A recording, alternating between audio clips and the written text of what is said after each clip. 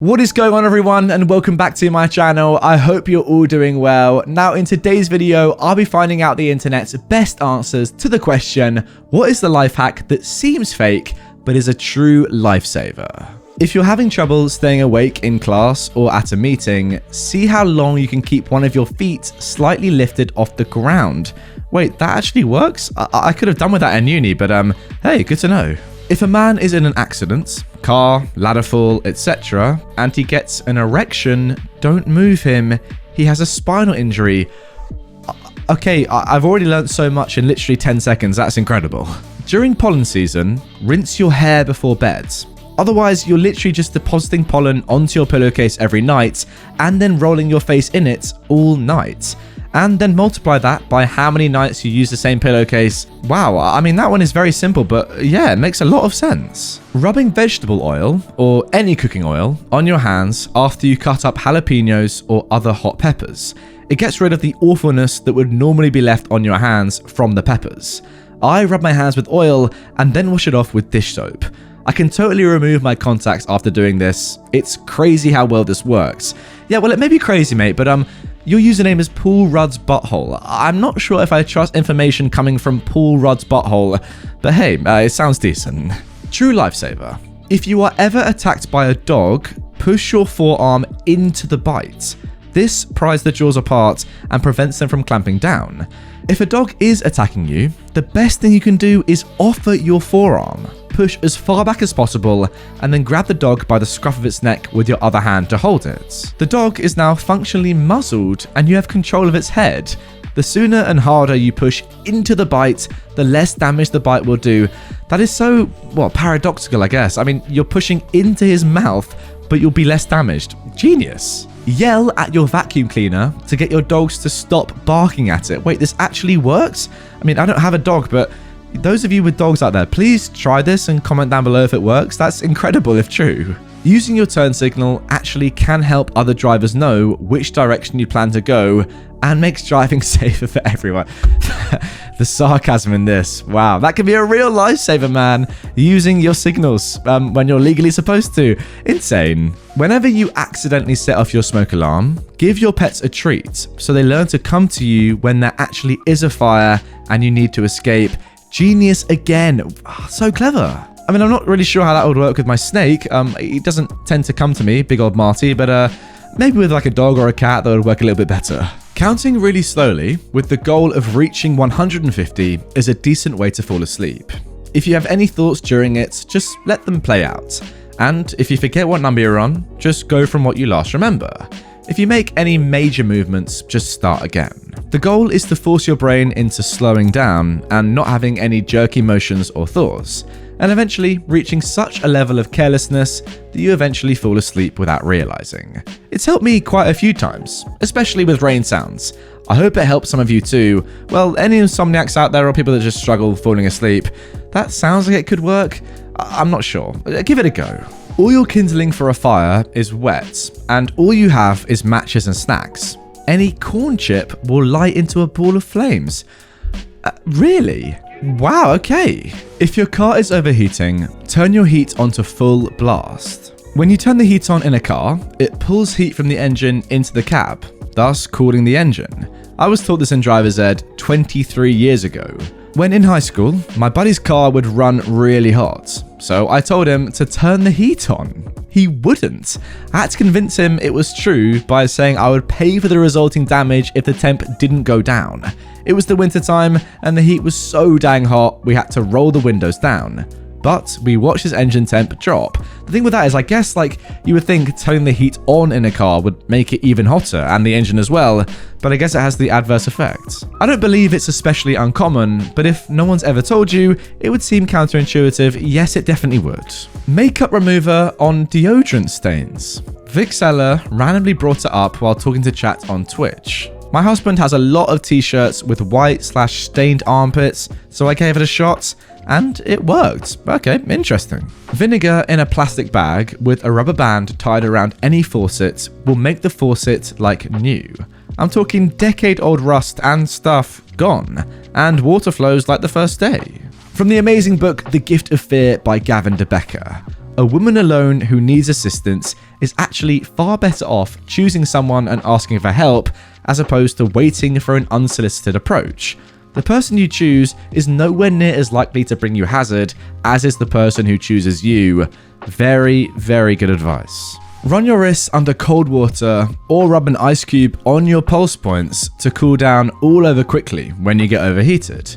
It seems obvious, but I didn't realize it until last summer working in a warehouse with no AC. I think that's because it's your pulse point, so it has a very extreme effect on your entire body. Rather than rubbing ice just, on you in general, you don't have to do that. Just go for key points, pulse points, and you'll be okay. Also, something I learned in the army on extremely hot days on the range. If you need to cool yourself immediately, dunk your arms about halfway between your elbow and shoulder in ice water. You probably need a bucket or cooler for about 20 to 30 seconds.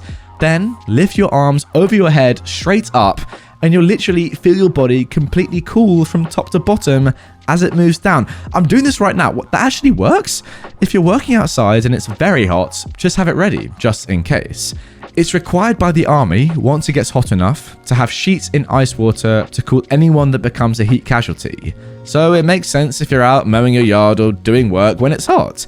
Very interesting stuff. I mean, genuinely, I wouldn't say that my videos are educational the majority of the time, but this one, it definitely is. If you've written on a dry erase board or any glossy surface with a permanent marker, like a Sharpie, just draw over it with a dry erase marker and it will wipe right off. Will it now?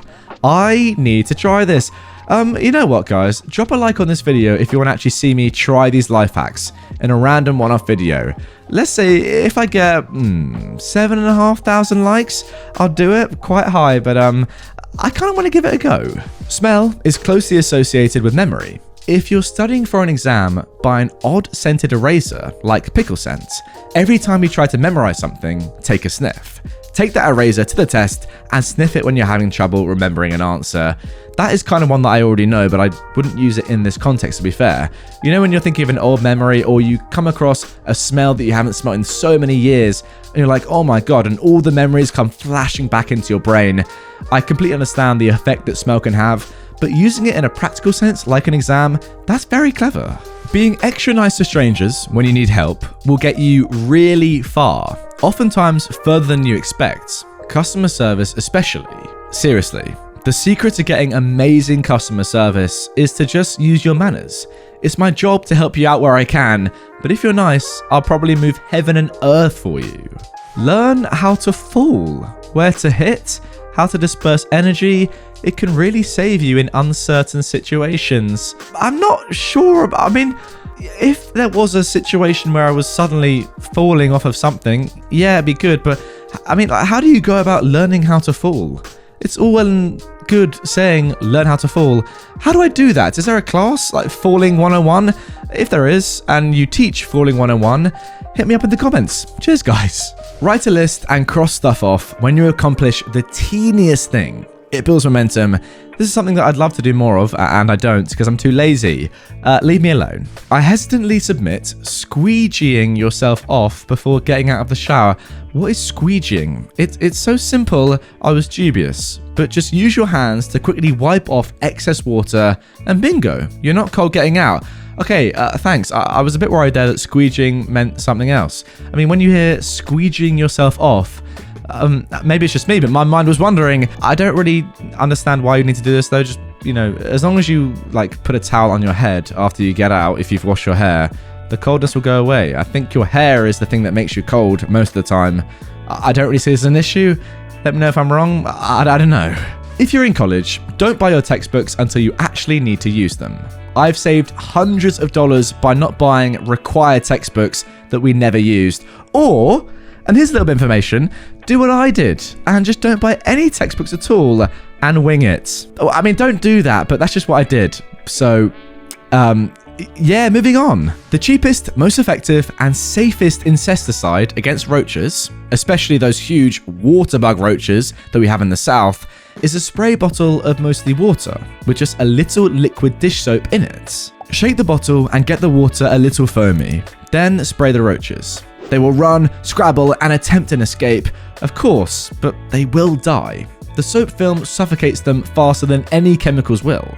A friend told me about this and I thought she was nuts, but I tried it and it works amazingly well. Plus, it's very easy to clean up and safe around food.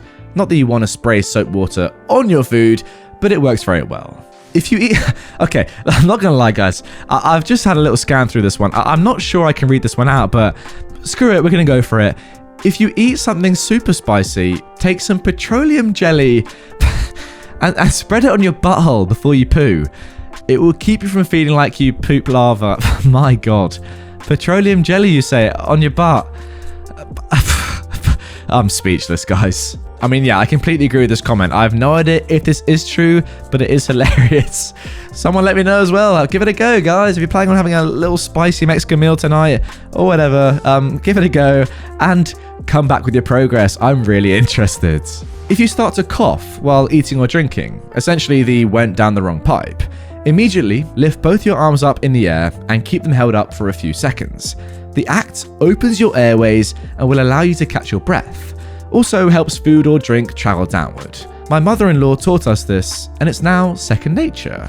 Oh, this looks very good. Use a wet knife to chop onions. It reduces tears if you have sensitive eyes. I do have sensitive eyes, I'm not gonna lie, so I might do this one. It really works. I could barely make it through chopping half an onion without needing multiple breaks before I tried this. This guy saw it on Life Pro Tips. Just keep the faucet running and dip your knife under periodically while chopping. I still get a little reaction, but nowhere near as bad. I wonder why. I mean, yes, I'm definitely trying this. I hate tearing up when cutting onions. Oh, more banter about onions, here we go. Put your onion in the freezer for 10 minutes before chopping it. It freezes the juices just enough to slow down the process of it turning into a gas, giving you a few minutes to chop the onion without tears. And this person learnt the tip from a kids' science show years ago and hasn't had to deal with onion tears since. So many people don't believe me and then are genuinely surprised when it works. Alright, so combining this tip and the tip before, I think we're on to a winner, guys. Come on. And then finally, our ultimate life hack of today's video, leaving you guys on a positive note. If you feel suicidal or depressed, don't focus on hope. It's enough to just stay curious. Curiosity has the power to keep you alive far longer than hope ever will. Curiosity leads to engaging work, and this leads to opportunity.